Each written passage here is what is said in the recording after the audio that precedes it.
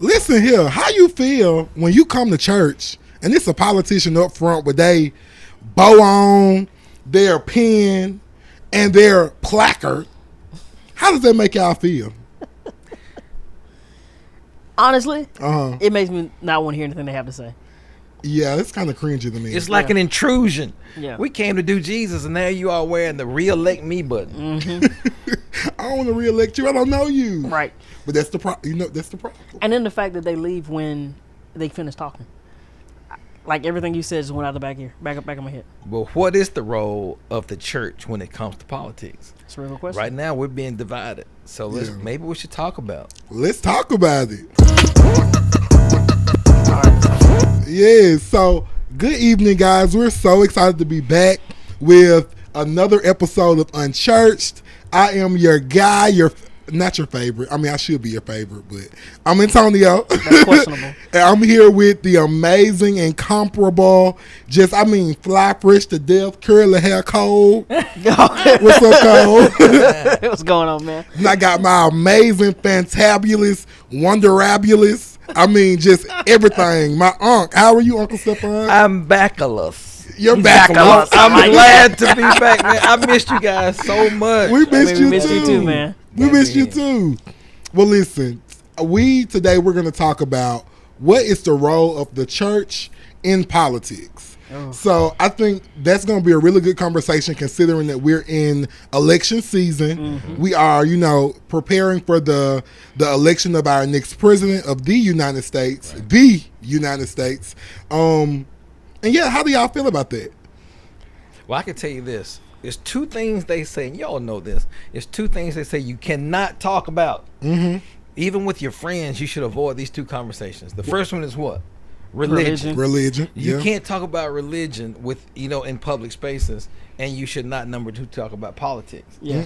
But then what happens when politics and religion are in the same place? Mm. That means you double can't talk about it. But what's happening is right now in America, guys, we got a problem. And that is division. Yeah. Mm-hmm. You have this church who believes this and this church that believes this. If you look at liberal theology, they're over here. If you look at the conservative evangelist church, they're way over here. Yeah. But what should be the conversation, or what should be the role of the church when it comes to this political conversation? I mean, we're going to talk about it. I think we got to go back in history. Sure. So if we go back in history, you look at the black church.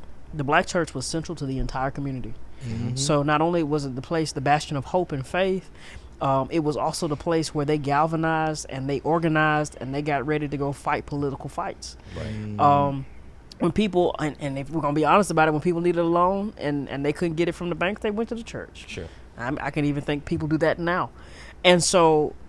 I ain't know that. Oh, yeah. Absolutely. For real? Yeah. Okay. Yeah. I guess that would make sense considering the time before. Right. Credit unions were born out of many of the black churches. Absolutely. That's why a lot of your bigger black churches have credit unions. Sure. Because there were so many people borrowing money, they were like, let's organize this. And so I think you have to ask the question, if our history suggested that the church was the place where politics, in at least black society, it was almost central to it, why is it almost our nature to want to divorce it today? It's amazing. I love where you started, Cole, because you went to history. Mm-hmm. When you look at voting, when you're talking about post-Civil War, Jim Crow, the season of our culture, you'll see that the church was not only involved but led the charge to allow blacks to vote from in the South, especially in the Southeast. Pull your mic up. And so, if you look at that being the case.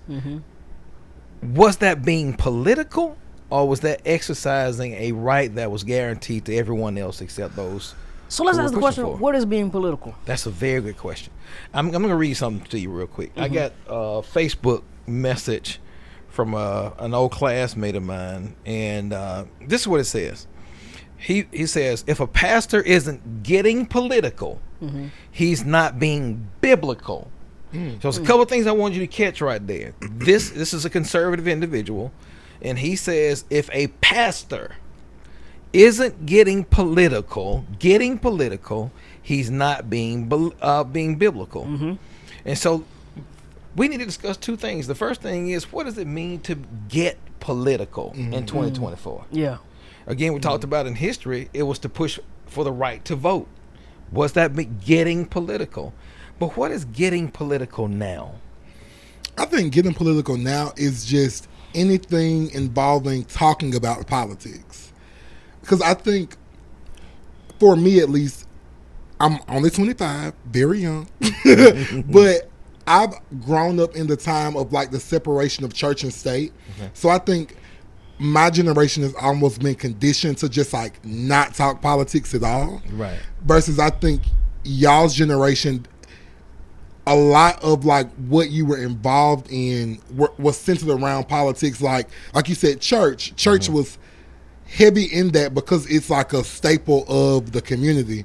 So I think that may be why it's so weird now. Like we don't get political because we don't talk politics at all. I think you're right about that, Antonio. AJ, Period. my nephew. Yeah. I think you're right about that, but I think it's pretty strange, and I think it's weird for us to say that the church can't discuss political issues. But I kind of want to define it real fast. Okay, go ahead. And only because you got more than one definition. You got one definition that says that it is relating to the government or public affairs of a country. Okay. But then you have a more modern definition that says relating to the ideas or strategies of a particular party or group in politics. And That's different. Right. That's a big change in definition. That's a big difference. And so I almost think that original definition is probably what it's supposed to be. Yeah. Yes. It's supposed to be relating to the public affairs of the government. And if we're in a democratic society, we should all be involved. Sure. But if it then becomes a division, I've got to decide which party I'm going to affiliate myself with. Sure. Then it does become something that's divisive. Yeah. And as we go back and we look at definitions, we look at history, we also got to look at the purpose of the church. Come on. Of course, in America, we've redefined what church is. Of course, biblically, that word church, ecclesia or ecclesia, is a gathering of like believers. Right. And so we're asking ourselves, how are we defining the church when it comes to this? And are we, again, I listen to some pastors when they're talking politics, and they're actually dividing the church. And so if we're supposed to have a conversation, I think we can talk about things like healthcare. Yeah. How do we help those who need help get health care? Yeah. That's a conversation. But when we go in the pulpit and we say this person is the devil and this person was sent by God, that's a problem to me, Cole. Yeah. Yeah. That's a big problem. I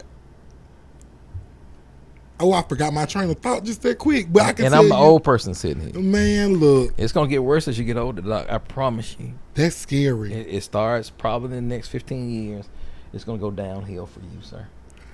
I'm about to start crying on camera. But I think that is such a divisive thing to do, to like use your platform to spew hate towards one or the other. One thing I like about my pastor, Reverend Johnny King Jr., I be giving him shout outs every episode. But one thing I like about the way that he discusses politics is he does not endorse one candidate or the other. No. But he just encourages you to use your right to vote, Sure. to get the information yourself. And also we hold events regarding like social issues like that. Like we just had a like voter registration, I don't want to say concert, but event or town hall, to like encourage people to A, check your voter registration, to B, get more information about both, because we had both people there. And I think that's important when you're discussing certain topics. You got to have someone, I think, from each corner, Right. so you can get accurate information and figure out where you want to go from there. Absolutely. So I just think it's not good at all, and it's very divisive for a leader to publicly say, especially a trusted leader, because I think when we think about what a pastor is for many, for one, you're a shepherd, but for a lot of people, like the church is a safe haven, so you come there thinking that this is a safe space. I shouldn't have to guard my heart and my mind in the church. I'm guarding it from the world. Yeah. So I think, I don't think that is a correct thing to do as a leader, and I think it's very irresponsible to do that. So I'm gonna play not even devil's advocate. I'm gonna just go advocate for the not the other side, just another side. Okay. Because I know if you look at people who study African American preaching, they talk about how the African American preaching experience has always been a prophetic voice, and not a prophetic voice as in you're gonna get a new car, but a prophetic voice that speaks truth to power.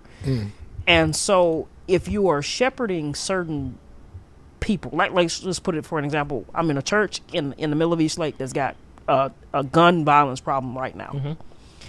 It would be reckless to never address gun violence, to address the spirits that may be behind it, to not provide solutions from the pulpit, spiritual solutions, and encourage your people to have physical solutions and political solutions, not endorsing a party, but sometimes speaking out against a problem.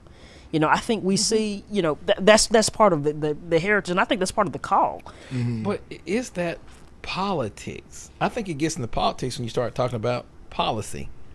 So if you're going to push one policy, like for example, you're going to push a mandatory registration at your church. Yeah. That's politics. Yeah, that is politics. But to say we have a gun violence issue and the church should have a voice and say, we've got to stop this. Yeah.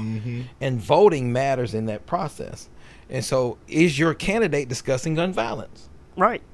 That is something to discuss. But some would say that's politics. Some would say that's politics.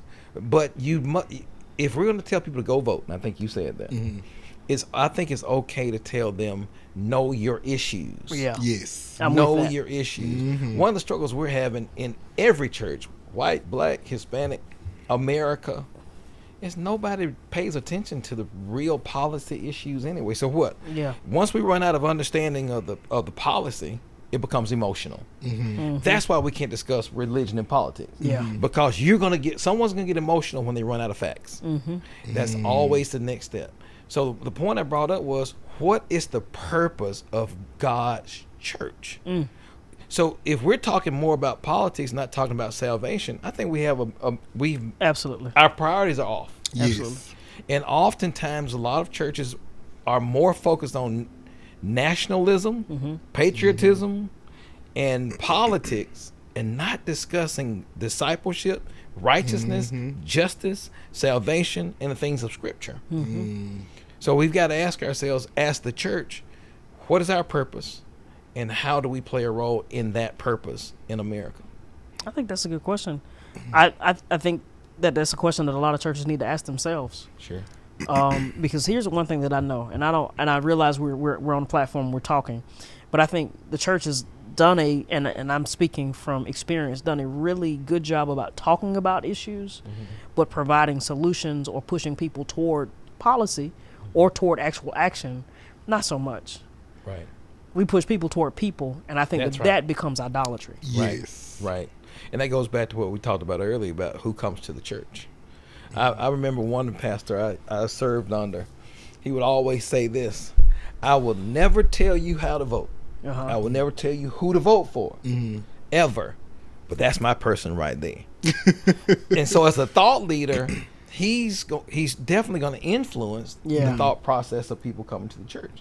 Now, of course, you see on social media, it becomes even more extreme. Yeah. Where some pastors are just berating the candidates for offices. Yeah. And I think that's way out of line. It is way out of line. Ain't the greatest commandment of all these is love? And you go spew hate Right. from the pulpit. But they call it rebuke.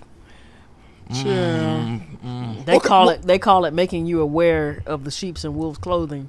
Well, how about this? What is rebuke? Am I changing the topic? Because I just want to know, like, what is rebuke? Because I think that would be... It's a public reprimand. Okay. And so if that's the case, the problem I have with the church getting involved in politics to that level is, which part is the perfect party? There's not one. None. I mean, biblically. Because one party will say, we're fighting for the unborn. The other one's going to say we're fighting for justice. And so, but which ones have the party that says none of our elected officials are adulterers, none of them are murderers, none of them are stealing money? Neither one of the two. Right. No, nobody can say that. And so, Nobody. looking at the candidates, that we have, even in the recent history, if you look at their resume, you can find biblical flaws in all of them, from being divorced to being again adulterers, fornicators, whatever it is. You can find biblical issues with all the candidates. But so, what does the church? What should the church be talking about if it's not the person? What should we say? Should we say anything? I think the church has a stand. Like, I think the church is not. It's not the church's job to lean right or to lean left. It's the church's job is to stand, and if we're standing in truth, wherever truth lands becomes the issue of the day. And so, if it is true that we are not to kill, we need to be pointing you toward people who are talking about how to. I don't know if men can ever be just, but how can we obtain the best case of justice? If the issue is we're supporting the unborn and we want to take care of children, well, first, can we support them throughout all of life? Right. But how are we going to support life? Because we believe we're a life-giving group of people. Sure. And so I think it's our job, and I make a lot of people mad around our church, that it's not our job to lean one way or the other. It's our job to stand on what the truth is. Right. And no matter what the issue is, the truth is this. And so sometimes you may not vote on party lines. Sometimes you may have to stand against something that a person that you really don't like or you really do like. But the truth is, that what did God say about it? And if what God said about it, that's what we stand on. Which is why I don't think it's good for a pastor to be over here. I'm with him till he dies. No. Yeah. I'm with Christ till I die. 'Cause man gonna fail. Yeah. Yeah, absolutely. And so if we look at even the question of what is the role of government, some of us are asking politicians, or at least supporting politicians, for reasons outside of what their job is. Yeah. Yes. For example, if I'm going to vote for a presidential candidate, this is what I tell people: what is your voting issue? And so your voting issue can't be he's relatable. No. The job of the president of the United States is not to be relatable. No. At all. It's to govern. It's to govern and understanding the responsibilities of the executive branch. I'm going to ask myself, and I know this is hard for some Christians, I'm going to ask myself, how are they going to govern the executive branch? Yeah. How have they shown in the past that they can govern as the leader of our executive leader of our country? That's his job. Yeah. His or her job is not for us to see who can win the popularity contest. No. I want to know who can execute, who can request a budget to Congress that makes sense for me. Yeah. What have they said that's going to deal with issues that relate to me, as even not just as a believer, but as a person who lives in America? Who's pushing for peaceful resolution with other countries and those types of things to protect my son who's in the Air Force from having to go to war? Yeah. For me, I think it's okay for us to have those conversations. What is the job of the person? City council person. We always talk about the president. Let's take that off the table. Right. But what's the job of the state legislature? Yeah. The state senate when it comes to drawing political districts? Hey. Yeah. Right? Who has said, I'm going to be fair and I want to make sure we preserve democracy, not just my party? So if they're saying that, that's my person. Yeah. Because I want to preserve democracy in a way that everyone has a fair choice that their vote counts. Yeah. I agree. Yeah. Also, to the point that you're making, well, it may not be the point, but I'm gonna add to it. I add more to it if I take it back. But if your pastor or preacher only talks about political issues during the presidential election, Good point. that is a red flag right there. Yeah, I agree.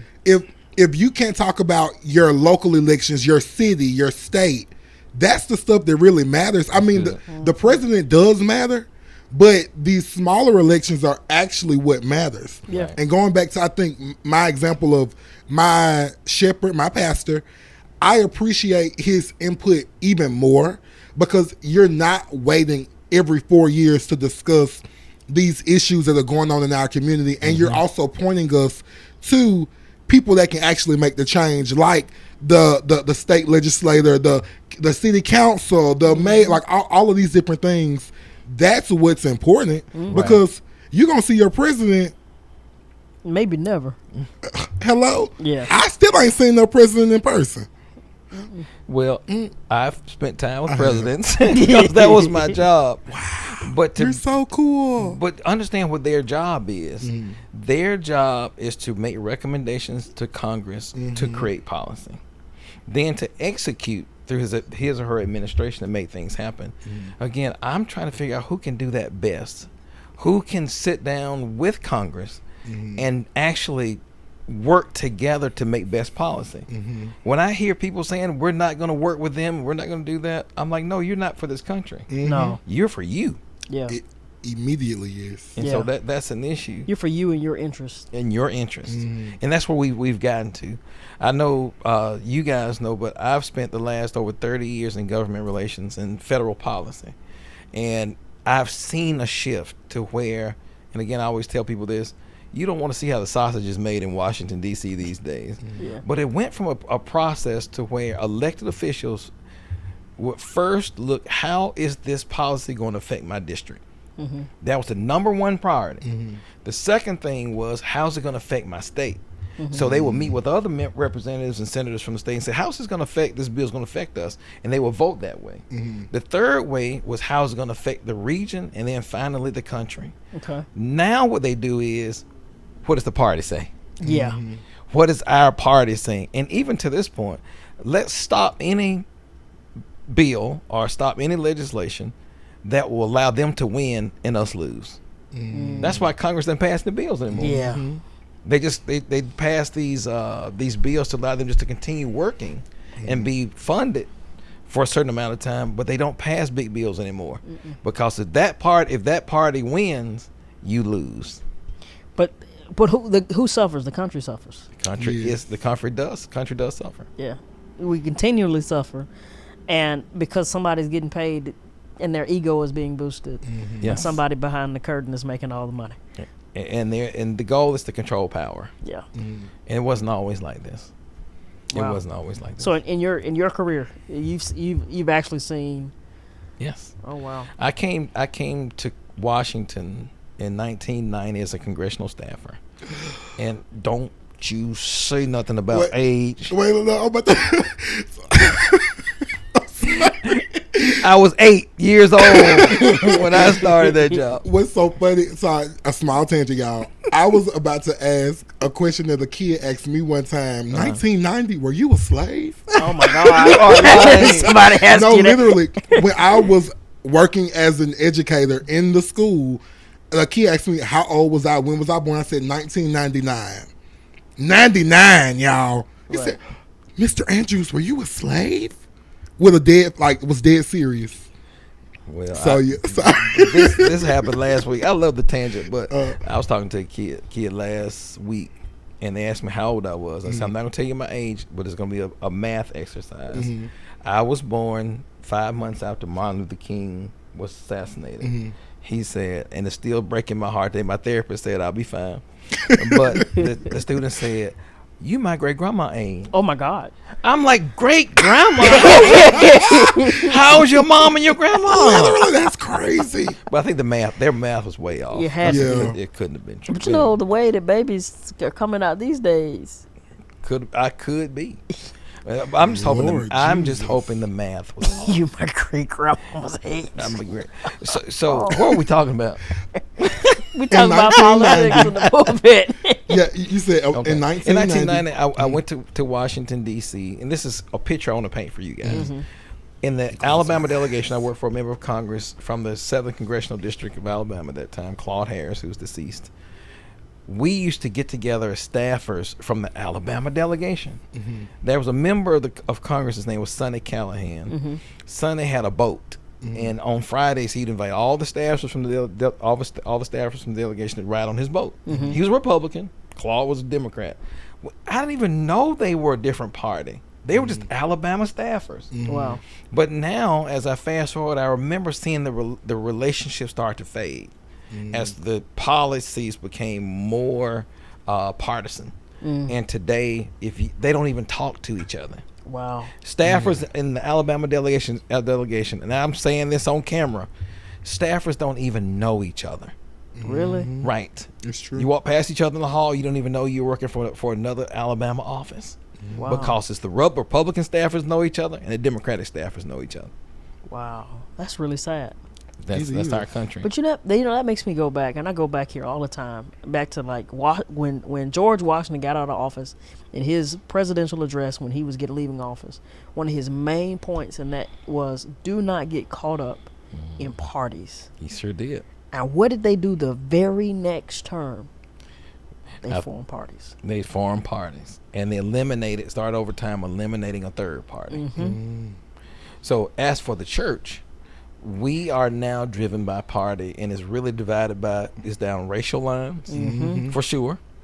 And the issue for me is we simply don't know policy. No. And the conversation I have, one example is this. We're all talking about inflation. I always ask people, and they're like, I'm voting because of this inflation. I said, can you explain inflation to me?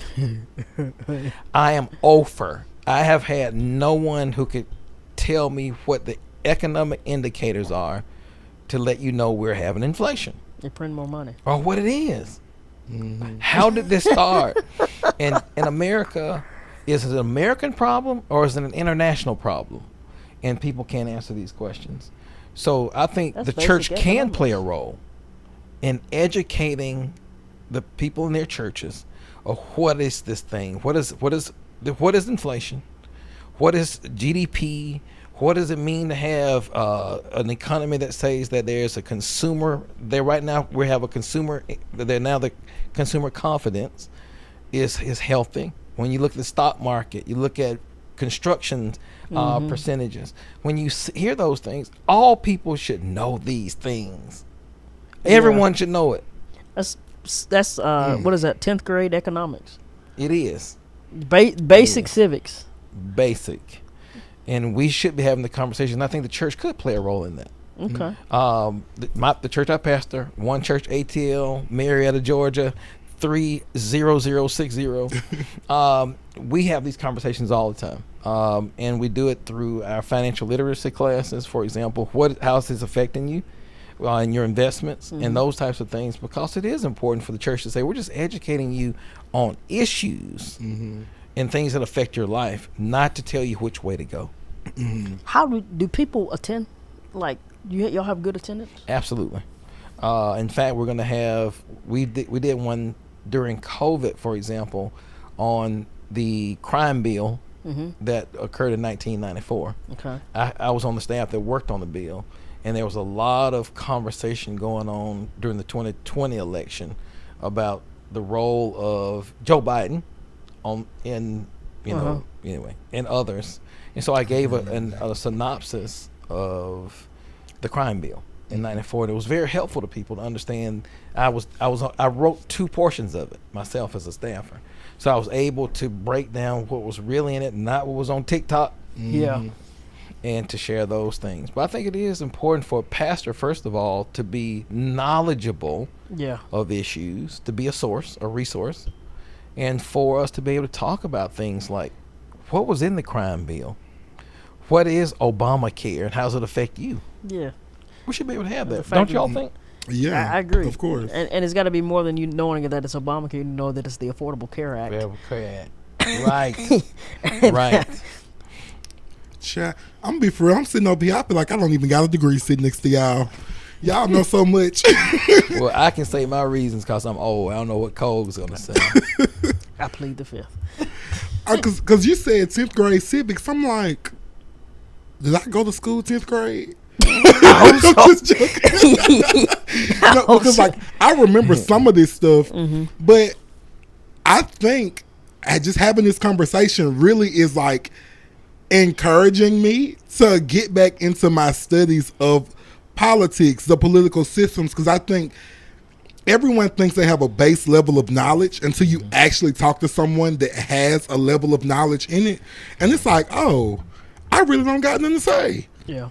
Well, and it's so rare in our culture to be able to have conversation about things like this because I think we avoid having the conversations because we can't go into depth about policy. And I think that's hurting the country. I have a friend who, shout out to Poderick, in Ireland.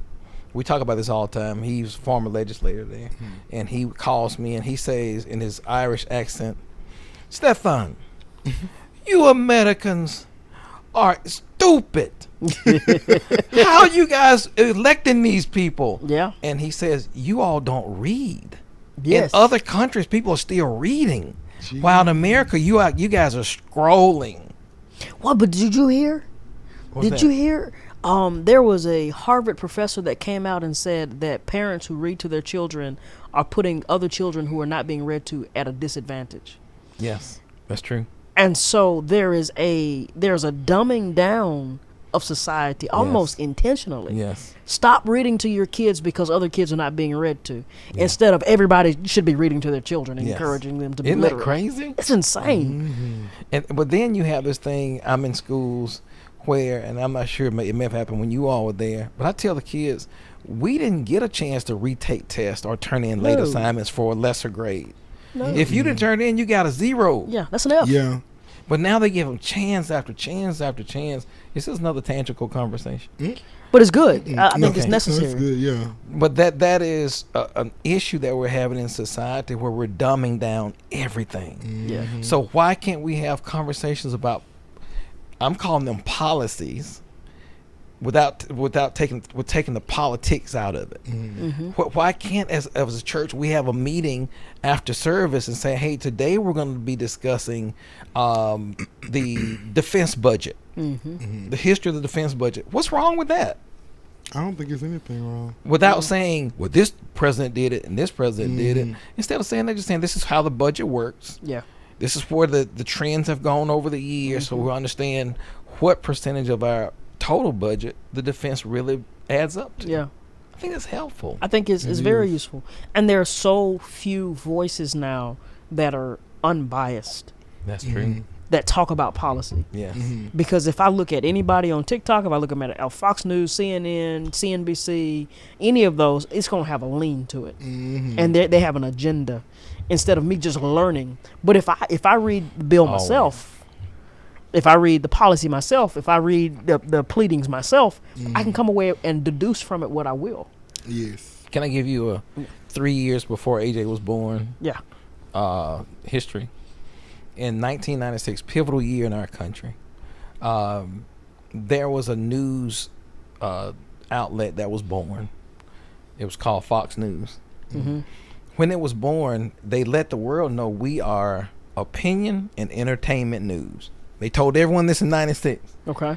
In other words, we're here to just tell you how we feel. It was extremely to the right.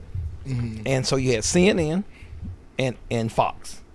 Then came a third outlet where the left said, we need something like Fox. There in late 1996, it was MSNBC. So you have one way over here and another one way over here that's doing what? Entertaining you and giving you their opinion. The one in the middle that had been giving you news for the last 20 years and just giving you news was losing market share. So they said, what? We've got to become what they are because they're taking our market share. Yeah. So CNN had to choose sort of a side. And although I think they're more centered, they lean left. But 96 was very important because we went from reporting news to making news. Yeah. And so that's what we're doing now. So therefore, I don't watch the news. No, man. I read primary sources because I'm not going to let my mind be swayed like that. It's wisdom. Wow, that is wise. Because, I mean, for somebody like me, I'm literally a whole 25 years old. I didn't even know that. Oh, yeah. That's wild. I heard it. I didn't realize it was so close to me being born. But yeah, I heard it. It was definitely, it was 1996. I remember when it was introduced.